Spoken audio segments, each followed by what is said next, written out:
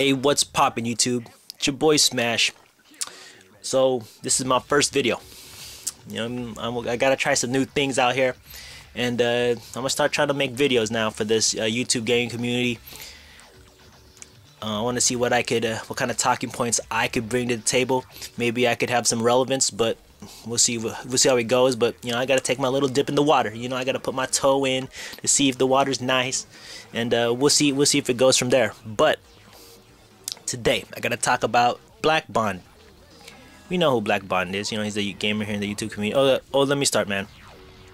I want to let people know this is my first video with talking points, but I'm familiar with the community. I've been watching you guys' stuff for a while. I not just Blackb0nd, but I watch Shokyo, Dr. Trey, BG, Ultra, Seventh. Yeah, man. Like, I watch like all you guys all the time, and you guys are the funniest people, man. You guys make me laugh. You guys entertain me for days. So yeah, I just wanted to let you guys know. So Blackb0nd. Now, Blackb0nd, he's been at the center of a lot of criticism lately. He's making all these criticisms of Nintendo. He's saying there's like no Wii U games, and he's saying a lot of negative stuff, and people will come out here and start bashing him and start flaming him, calling him a troll, calling him haters, whatnot. But in my opinion now, Blackb0nd, I feel he's bringing constructive criticism to Nintendo. So Blackb0nd's a gamer, and he only wants one thing: good games. He wants to play good games. He just wants to have fun. That's all it comes down to. And when Blackb0nd sees something that's not good, he calls it out. He comes in with his expert opinions, and yeah, he has some stuff that are backed up, but some of this stuff are expert opinions. And remember, an expert opinion is not a fact. It's still an opinion with higher value, but an opinion is not a fact. He comes in with these expert opinions, he comes in with facts, and he shuts down a lot of arguments. Now, people would say, oh, he's just a hater, but think about it like this. The Nintendo PR, the people, the public relations team in Nintendo, and of course they got one. Now, they are paid, the PR people, they are paid to go out there and understand the community, understand what the people want, and figure out what is good for the company, and what way they could expand their brand, which is Nintendo. That's their brand. They gotta find a way to expand their brand, get the people to know it. And I would not be surprised if the people from Nintendo knows you guys. Like, I would not be surprised, like, if they know Shokyo, if they know Dr. Trey, if they know Blackb0nd, because you guys are making some noise here on YouTube. You guys getting a couple thousand views, and that's no joke. So I would not be surprised if they pay attention to some of your videos, especially after the Direct, the Nintendo Direct. I bet you the PR people went to check up on your guys' reactions to it. I would not be surprised. And how would I know this? Because in the real world, which I am in here, I'm a reporter. That's my job. I'm a reporter. So, and I deal with PR people all the time. So I know how some PR people think, and I would not be surprised if they watch your guys' videos to get some feedback. And there's no better way to get feedback for free, instead of having like a tester group, or have a group of people with blind testing and whatnot, and then the internet. It's for free. They could just go on your channel and see your comments and sees your reaction. So we have Blackb0nd here criticizing Nintendo, and Nintendo would see it. Now, if once you get criticism, you have a choice. Do you either ignore the criticism, or you improve yourself, right?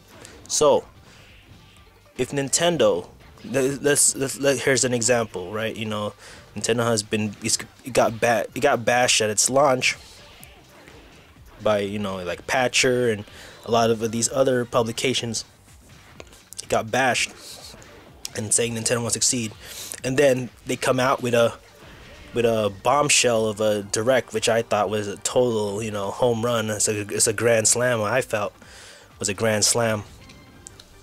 See, the criticism made Nintendo come out and turn into a beast. You know what I'm saying? So you either you take the criticism and improve yourself, or you just ignore it. So I felt Nintendo, they're adaptable. They've been around the industry for a while. They've heard the criticisms left and right, and they know how they know basically. I wouldn't be I mean, they've been in the game for a while. They understand the market, so they know what's up, and they have experts that knows exactly what's going on, so they can see what the industry looks like. They can see the economy. You can see it. And a lot of people don't even factor the economy in a lot of their discussions. Yeah, man, it is what it is. Criticism is important. It's important. It's important to hear, they're doing things wrong. It's important. It's like, how can you explain salt without tasting sugar? You can't explain salty without tasting sugar first. Here's an example. Here's an example of criticism that helps. Let's say since it's Super Bowl season, which I think the Niners are gonna win. Let's say you want to be a star quarterback, right, and play in the NFL. So you go out there, and you come out there and you're playing football. As a little kid, you're growing up, and you have all these your parents and your coach, your neighborhood coach or whatnot, telling you, oh man, you're gonna go to the NFL, you're good, you're the best, you're gonna be out there, you're gonna be the next Tom Brady, you're gonna be the next like Joe Montana, be the next whatnot, Peyton Manning. You go out there thinking that the whole time, and even if you're doing things bad, they constantly praise you. You know what I'm saying? They constantly praise you. So you get to high school, you're the quarterback for the team, and you're constantly thinking that you're the best, even though you have some, things that you can improve upon, but you're constantly getting all these good praises. So not an NFL, a college scout comes to your school and starts scouting you, scouts your game, and he sees all your faults. He sees you don't have a good field vision, you throw a couple interceptions, you have some poor mechanics in your throw, and he doesn't take you, man. He doesn't give you that scholarship to your school. Just think about it. And I mean, like, you've been thinking your whole life you were good, and you didn't get any criticism. You thinking you're that, but in the real world reality is you're not. Criticism is important, and that's what Blackb0nd brings. He criticizes what he doesn't like and stuff like that. Here a little tidbit here, and some real world advice. To be successful in this world, you have to find what people want and then provide it. That's the secret to being successful, is to have to find what people want, and you have to provide it. Nintendo needs to find out what it wants, what people want, and they have to provide it. And hearing these criticisms from Blackb0nd, they're exactly hearing what people want. And it's up to Nintendo to either ignore it or to improve themselves, which they constantly improve themselves every day. Now, one of my favorite authors, his name is Thomas Sowell. He has this quote here, and you guys could quote him on this. It's one of my favorite quotes of all time. Here's his quote: "You can't stop people from saying bad things about you. All you can do is make them liars." So you can't stop Blackb0nd from Nintendo can't stop Blackb0nd from making videos. All they can do is improve themselves. So Blackb0nd will stop criticizing. Easy as that. I'm not saying to only criticize Nintendo. I'm saying, go out there and praise it when it does good, and criticize it when it does bad. That's why, you know, Dr. Trey, he brings, is like, if you think about it, Dr. Trey and Blackb0nd and, you know, Shokyo and Hard 8 Times, these the yin yang. It's a yin yang. It's a complete circle here in the YouTube community. It's a complete circle, man.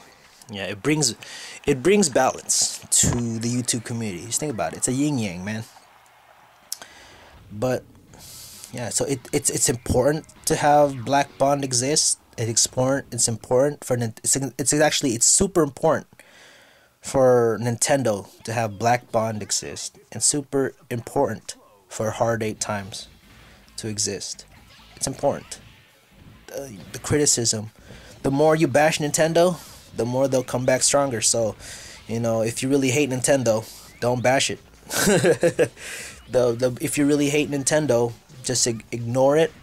Ignore Nintendo and don't buy the products. That's how to kill Nintendo. You have to stop talking about them and to stop buying their products.